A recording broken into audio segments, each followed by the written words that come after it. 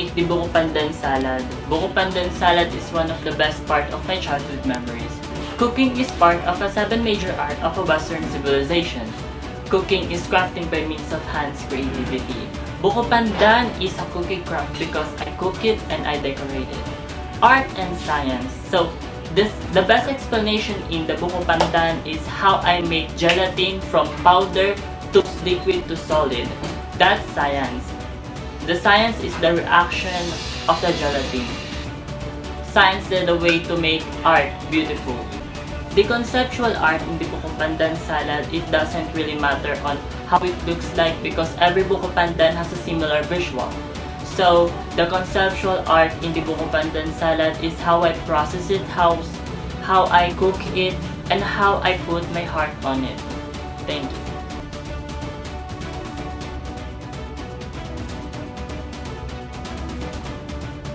Hi, I'm Lesa Mamgado. I'm gonna make cookies. Whisk together the flour, baking soda, baking powder, and salt in a large bowl. Beat the sugar and butter with an electric mixer on medium-high speed in a mixer bowl until light and fluffy about 4 minutes.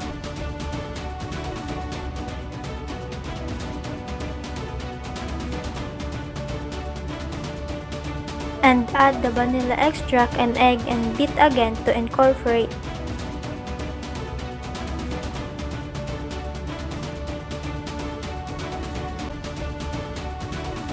Then add the flour mixture in 2 batches and beat on medium-low speed until incorporated.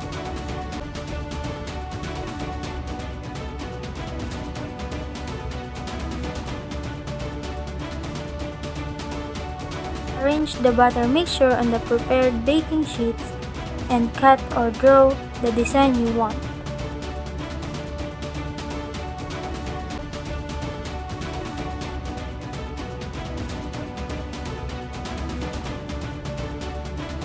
Preheat the oven in 375 degrees and bake the cookies until the bottom and edges are barely golden brown, about 12 to 14 minutes. On baking sheets, then transfer them to a wire rack to cool completely. When the baking sheets are cool, refit with the remaining butter. The cookies can be stored in an airtight container for up to 3 days. Baking is a process of cooking by dry heat, especially in some kind of oven. It is probably the oldest cooking method in bakery products, which include bread, cookies, and more. Baking is both art and science. In any baking recipe, every ingredient has a purpose. Baking allows for so much creativity and it's a true form of art. And sure, it's a science too because baking soda and baking powder is also have a chemical reaction so that your cookies will rise. I learned in art and science that everything we do is mixed. We can discover many things and we can make creative things, and science makes the world easier to live in, but art that makes the world worth living in. And I connect art and science to myself because I like to create and discover some creative things, and art makes me feel happy, and art making can help us get over sadness.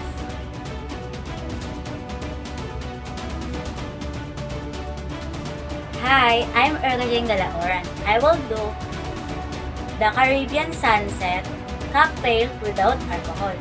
The ingredients are Sprite, Gatorade, Yakult, ice, and orange. The first thing to do is put 4 pieces of orange in the glass. 1, 2, 3, 4, and crush the orange.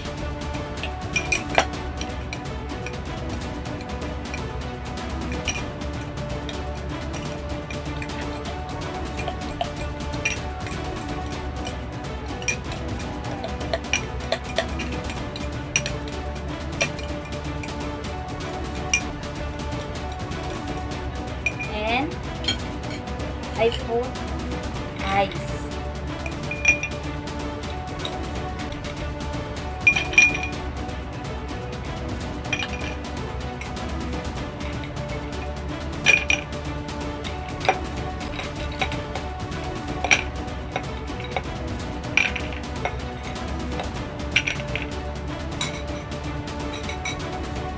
Then Sprite.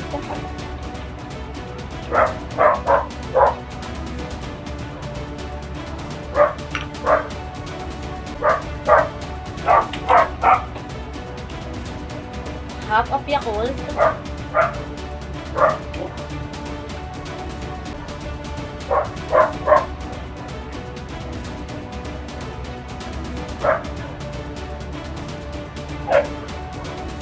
And the last, Gatorade.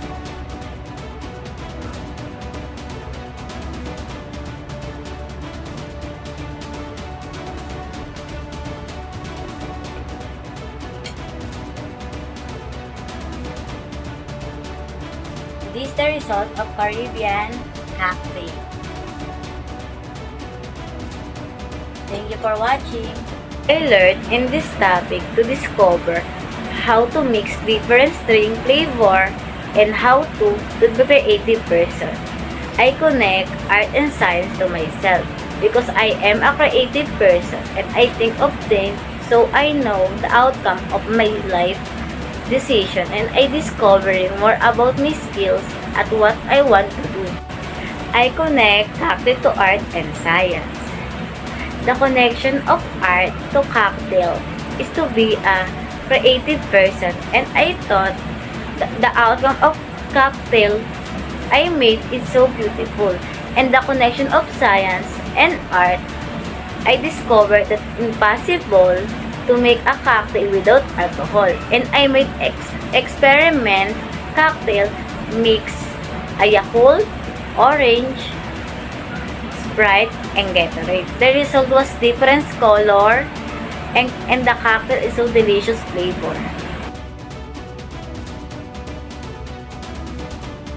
Table settings. The way you set your table is important because it influences three things. It indicates the tone or feeling that people have about being together. It lets people know that they think that they are important enough to put in an extra effort for them. It influences the appearance of the food served. Table settings refer to the way to set a table with tablewares. It is also the layout in which the utensils and ornaments are positioned. I choose art and science because I relate it to our HRM skills because it helps me to develop my skills such as arranging, preparing, cooking, and serving food, usually in the form of meals.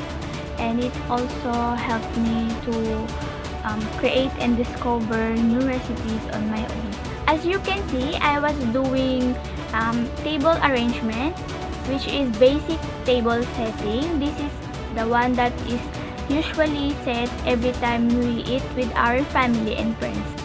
Next, the most often used table setting is a casual table setting, also known as an informal table arrangement. This is the table setting that most likely to see in a private home or high street restaurant.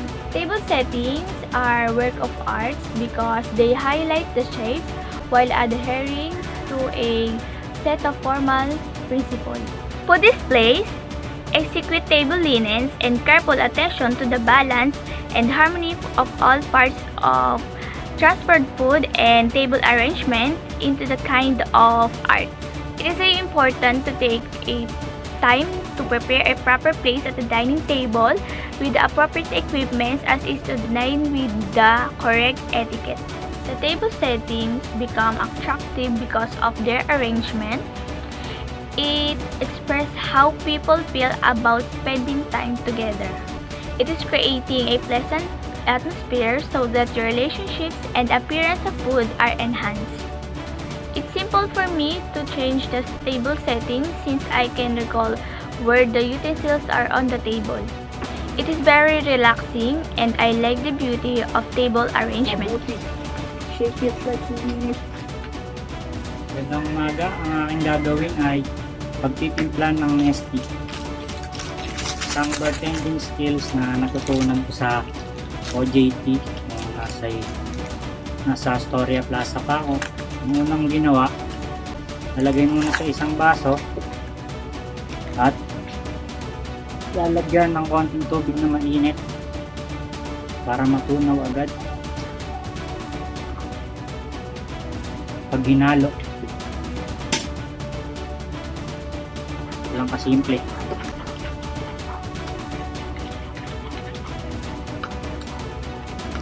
Nung pagkahalo, pwede nang ilagay sa tubig.